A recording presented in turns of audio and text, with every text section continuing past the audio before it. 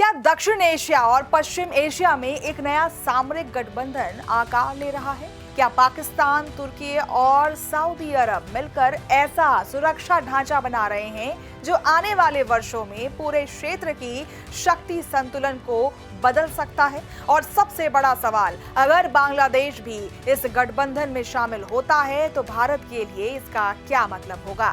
नमस्कार, मैं हूं आपके साथ मनीषा सिंह और आप देख रहे हैं प्राइम न्यूज का डिजिटल प्लेटफॉर्म। दरअसल 7 अगस्त 2026 को मक्का में पाकिस्तान, तुर्की और सऊदी अरब ने एक संयुक्त रक्षा समझौते पर हस्ताक्षर किए। इस समझौते की सबसे अहम बात यह है कि सामूहिक सुरक्षा का सिद्धांत, यानी कि यदि किसी एक सदस्य देश पर हमला होता है तो उसे तीनों देशों पर हमला माना जाएगा।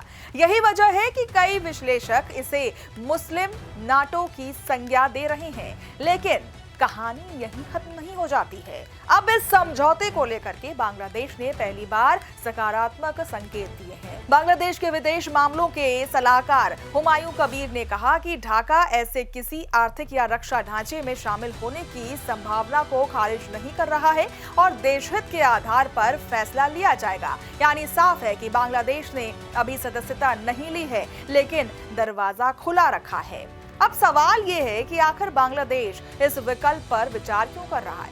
इसके पीछे कई रणनीतिक कारण हैं। सऊदी अरब बांग्लादेश के लिए बड़ा आर्थिक और रोजगार बाजार है। पाकिस्तान के साथ उसके संबंध हाल के महीनों में बेहतर हुए हैं। वहीं तुर्की के साथ रक्षा सहयोग लगातार बढ़ रहा है। ऐसे में मक्का रक्षा समझौता इन तीनों रिश्तों को एक साझा रणनीतिक मंच पर ला सकता है और यही से भारत की चिंता शुरू हो जाती है। कल्पना कीजिए कि भारत के पश्चिम में पाकिस्तान और पूर्व में बांग्लादेश, यदि दोनों किसी साझा रक्षा ढांचे का हिस्सा बनते हैं तो दक्षिण एशिया का सामरिक समीकरण पूरी तरह से बदल सकता है।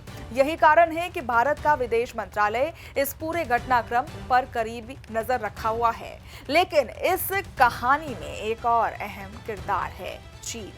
विशेषज्ञ मानते हैं कि बांग्लादेश और चीन के रिश्ते लगातार मजबूत हो रहे हैं और बुनियादी ढांचों से लेकर के रक्षा सहयोग तक बीजिंग की मौजूदगी ढाका में बढ़ी है। ऐसे में यदि बांग्लादेश मक्का रक्षा ढांचे के करीब जाता है तो इससे चीन को भी अप्रत्यक्ष रणनीतिक लाभ मिल सकता है।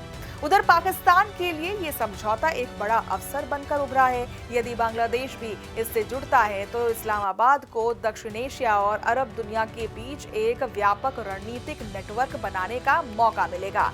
ये केवल रक्षा सहयोग नहीं होगा बल्कि कूटनीतिक प्रभाव बढ़ाने का माध्यम भी कहा जा सकता है। हालांकि ये भी सच है कि अभी इस गठबंधन का भविष्य पूरी तरह से स्पष्ट नहीं है। मिस्र जैसे देश भी कानूनी और संवैधानिक पहलुओं का अध्ययन कर रहे हैं। बांग्लादेश ने भी कोई अंतिम फैसला नहीं लिया है। लेकिन एक बात साफ हो चुकी है, दुनिया तेजी से नए गठबंधनों की ओर बढ़ रही है और पुराने समीकरण बदल रहे हैं। नई दोस्तियां बन रही हैं और रणनीतिक हितों के आधार पर देशों की प्राथमिकताएं भी बदल रही हैं। मक्का रक्षा समझौता सिर्फ 3 देशों के बीच हुआ एक समझौता नहीं, बल्कि ये उस बदलती वैश्विक राजनीति की झलक है जिसमें हर देश अपने लिए नई सुरक्षा और नई साझेदारियां तलाश रहा है। अब देखना होगा कि क्या बांग्लादेश वास्तव में इस तथाकथित मुस्लिम नाटो का हिस्सा बनता है या फिर ये केवल रणनीतिक दबाव बनाने की कूटनीतिक चाल साबित होती है। फिलहाल इतना तय है कि नई दिल्ली, बीजिंग, इस्लामाबाद, अंकारा और रियाद सभी की नजरें इस बदलती शतरंज की बिसात पर टिकी हुई है। आपका क्या मानना है? क्या मक्का रक्षा समझौता क्षेत्रीय सुरक्षा को मजबूत करेगा या फिर दक्षिण एशिया में नए तनावों को जन्म देगा? अपनी राय कमेंट सेक्शन में जरूर बताएं।